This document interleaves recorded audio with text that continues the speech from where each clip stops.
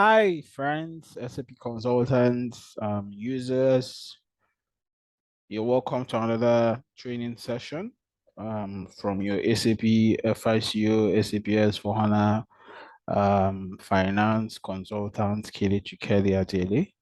Um, I'm actually going to be doing this video to, give us more insights into currency conversion or configuration and of course some of the end user transactions that happens within the SAP S/4HANA software. Now basically if you have been following the trend, of course there is the need to migrate from ECC to S4, and there are just few changes that has happened within the finance space. And one of that very important functionality is currency configuration, right? So if you're using ECC, this might also interest you. If you're new to S4HANA, this is also very good for you. And of course, for those who are already experts, this is just to reinforce your knowledge. So the purpose of this class is to understand what currency is, understand what the currency configuration and process is in S4HANA. Try to do the configuration and, basically see how it works at the end user screen. So why not follow me? Let's actually dig down or dig deep into this course. And of course, why not? If you can always reach me via my email, or it's important that you like and share this video. The essence of this is to actually, create more awareness, to share knowledge, and actually to help improve the understanding of SAP S/4HANA. So why not? You can reach me on all social media platforms, LinkedIn, Facebook. You can also do me an email if you need to reach me for training, support, or just basically asking general questions. All right, thank you. Okay, so let's dig down. Now, what is currency? Before we go into the consideration and configuration, we need to actually understand what the concept of currency is and why currency is actually even within the SAP space. Of course, currency is a medium of exchange for goods and services. Of course, right now in 21st century, we have different kinds of currency. We have the cryptocurrency, we have the normal currencies, we have also different kinds of currencies like USD, GBP, RAN and the rest, Naira and the rest of them. Right, but the essence of this is that currency is a medium of exchange. So, if you require a particular service, you have to exchange it for that particular service you want. So basically, this is just to, in case we are very actually new to this, but that's actually the idea. Now, in short, it's money in the form of paper or coins, usually issued by government and generally acceptable or accepted as its face value as a method of payment. So basically, the idea is that when you have money, it's a means of, it's a means of payment, it's a means of getting what you want. All right. So that's just for the intro. Let's see how it actually works within the SAP S/4HANA space, S/4HANA system. The currency type defines the purpose of a currency. So what are the different kinds of currency? So within SAP S/4HANA, we have the various currency types. The standard SAP S/4HANA system provides the various standard currency types for various purposes. Now let's look at the following are the important currency types in SAP S/4HANA. Right. So let's look at the various currency types within SAP. That's very important. So when you are doing your configuration as a consultant, as a user, you would be aware of the various kinds of currency within the SAP S/4HANA system. So we have a list of them, about 20, 30 different kinds of currencies. This is very important for users and for consultants. We have the document currencies. Of course, for every document that happens, you would have to pay within. You have to actually process transactions using currencies as a means of, either payment or receipt. Now we have document currency in group valuation. We have document currency profit center. These are various objects within SAP S/4HANA. So these different kinds of currency are tied to the different objects. We have company code currency, which will be the company code currency, most likely the home currency of the country or where the business resides. We have company co-currency, group valuation, company co-currency, profit center valuation, just like we have for the document currency. We have controlling area currency that speaks to the CEO. We have group currency, which would be important for consolidation. We have group currency in profit center valuation. We have hard currency, we have index currencies, global currencies, controlling object currency, and I mean, and a whole lot of others. So it's important that you understand that SAP S/4HANA delivers these different kinds of currency within the SAP S/4HANA system, right? So I mean, this is a good information, and this should be a take home for you for this session. Okay, now to really understand currencies, we need to actually understand the idea of parallel currency. We are going to go deep into this in our next session when we talk about parallel accounting. You know, but actually, SAP S/4HANA allows you to use 10 parallel currencies per ledger.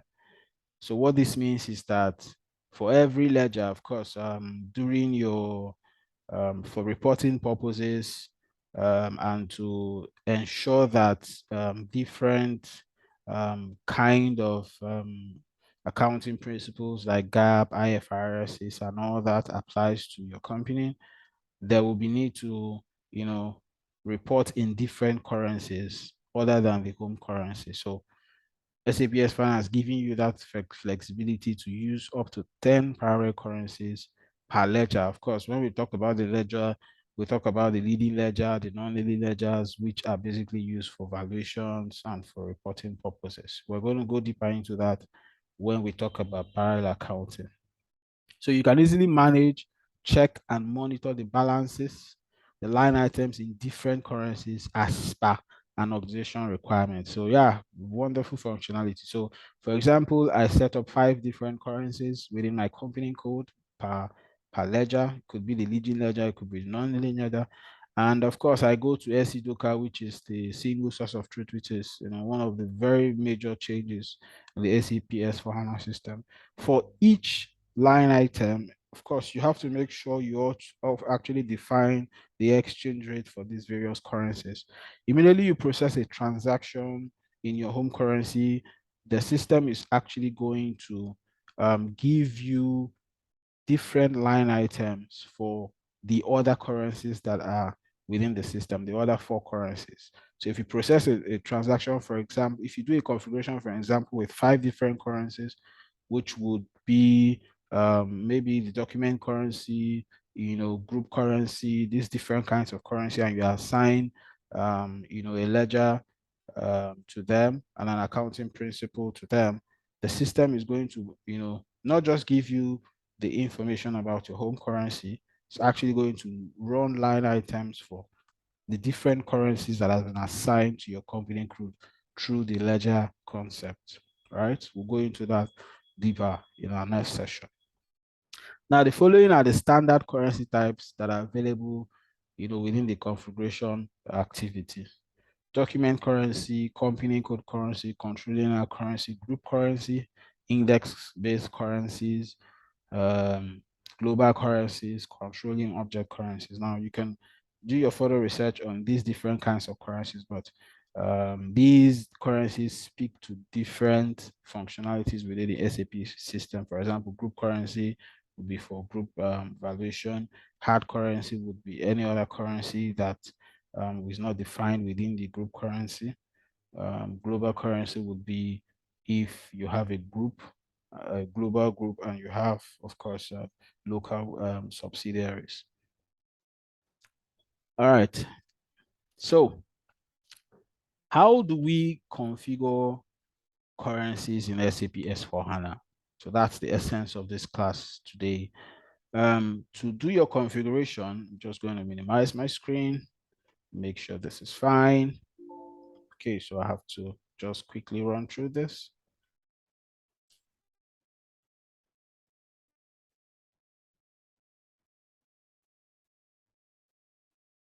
Just a minute. I need to log into my system and take us through the step. So I think I'm good. So just log into your system.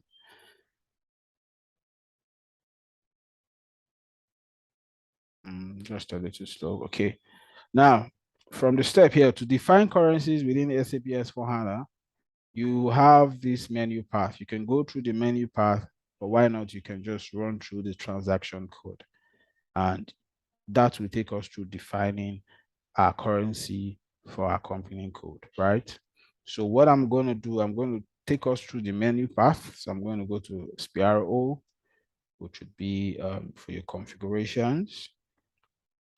Go to SAP reference ING. Right, so go down to financial accounting, go to financial accounting, global settings, go to ledgers, go to ledgers.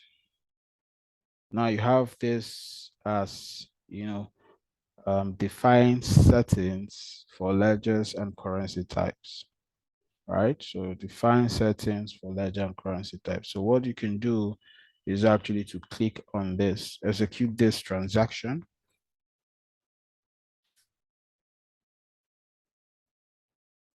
Right. So of course I already have my currency set up. So you see the option here, currency types, right? So if I double click on that, you have the standard currency as defined here. So these, like we said, are the standard currency types within SPRO, which is the IMG implementation activities, right? So you have them here. However, you can actually, add your own currency type if you wish or if you think. But remember, these are the standards, and you can see that these three, so these four are deactivated. So you can, these are by standard; they must be available. These other ones are optional, basically. So why not? If you want to add your own currency, you can just click on New Entries. Um, get the currency code. For example, this is 10, 70, 60, 50. You can get any of those codes here. For example, I can say 80. Let me just run through that. Now, 80 would mean, right, ledger currency.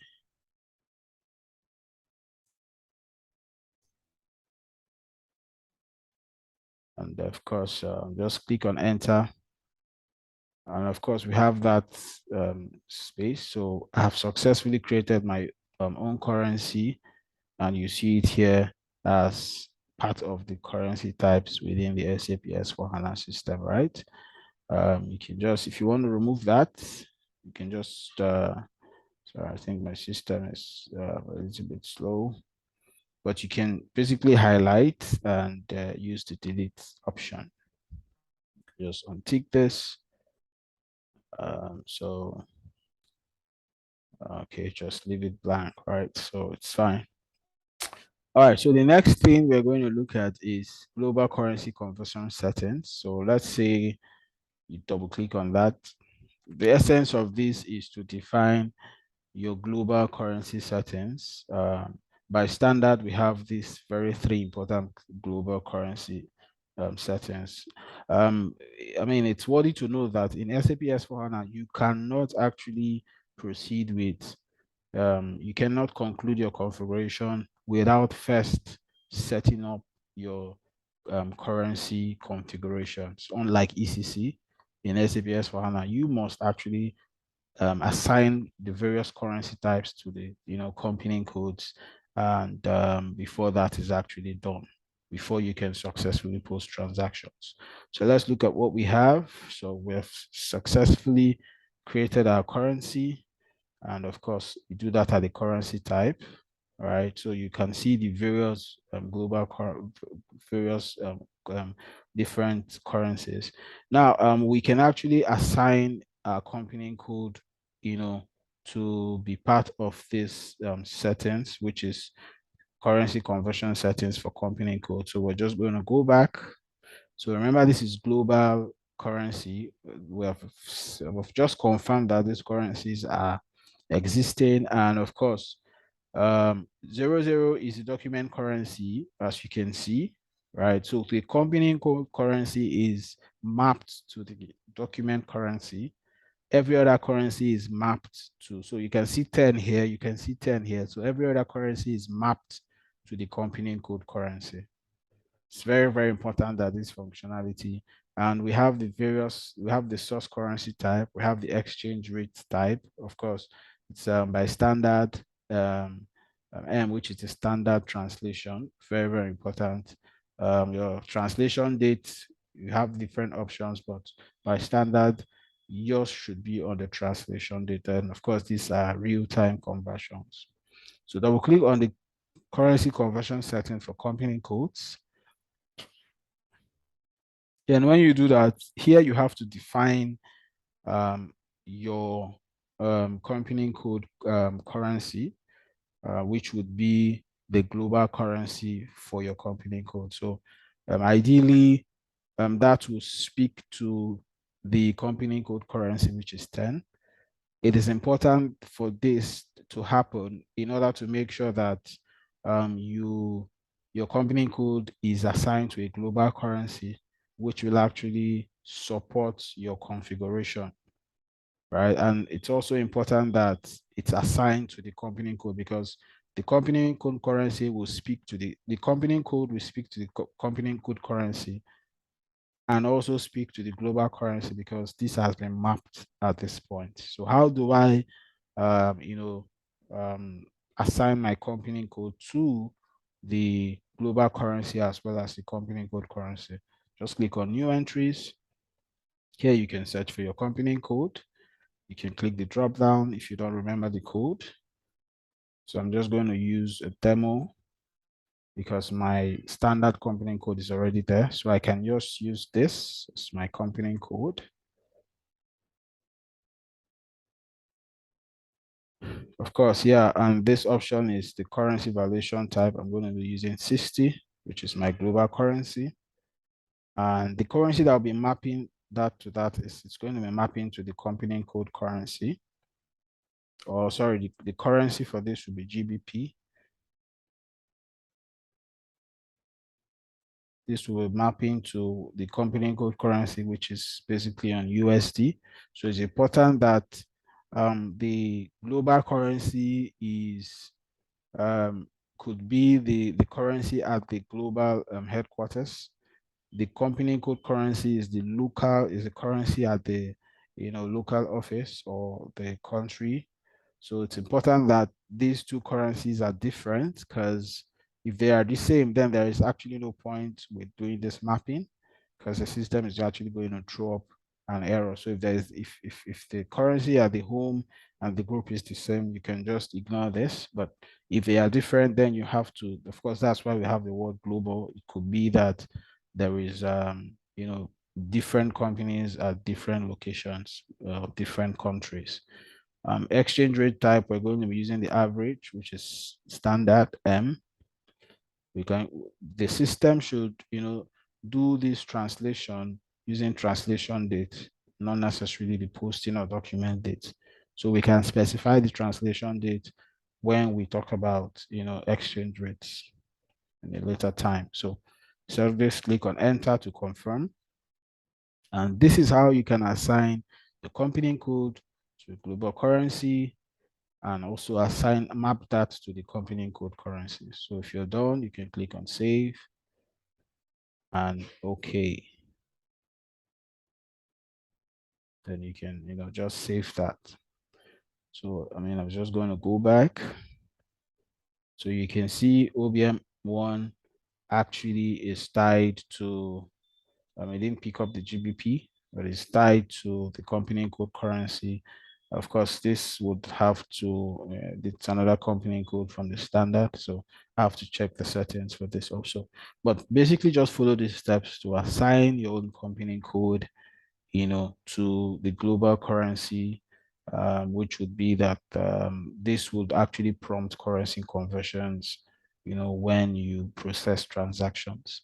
So thank you very much. I mean, this is a very important, functionality. Um, so basically, if you want to test this and see how this currency applies to the end user, let's just create a new session.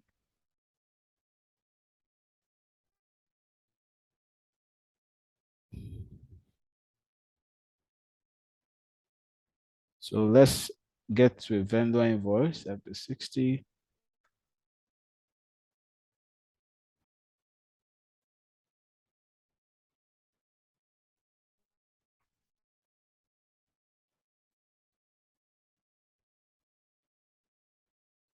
So company code.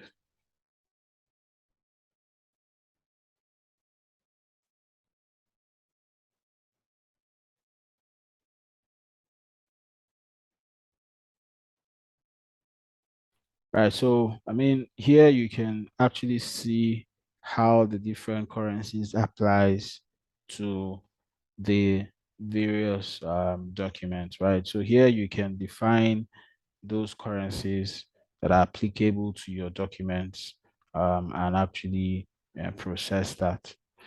Right. So thank you very much for this time. In our next session, we're actually going to be looking at exchange rates types, exchange rates and exchange rate types, of course, and how that is tied to the currency conversion or the currency configuration we just did. Because I mean, you have to define the exchange rate that applies to different currencies if you're going to be processing transactions in more than one currency, right? So thank you very much. Remember to like, follow, and share this video anywhere you find it. And why not? I mean, we're open for training, support. You can reach me via my email or other social media platforms. Thank you very much, and do have a lovely day.